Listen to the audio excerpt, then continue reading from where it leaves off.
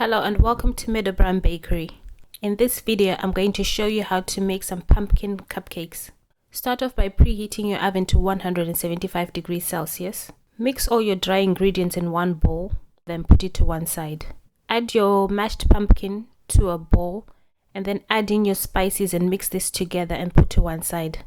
Add some oil, yogurt and eggs into a bowl and mix this together. Pour the egg mixture into the dry ingredients and then add the pumpkin mixture. Mix this together until you get this consistency. Divide the mixture between the prepared cupcake tray and bake in the oven for about 15 to 20 minutes until nicely golden brown on top. Test with the toothpick. If it comes out clean, they're ready. Leave them in the cake tray for about 5 minutes and then remove them and put them on a cooling rack to cool completely. While these are cooling, you can make your cream cheese frosting. Click the link above to find out how to make cream cheese frosting. When they're completely cooled, pipe some of the frosting on top of all your cupcakes.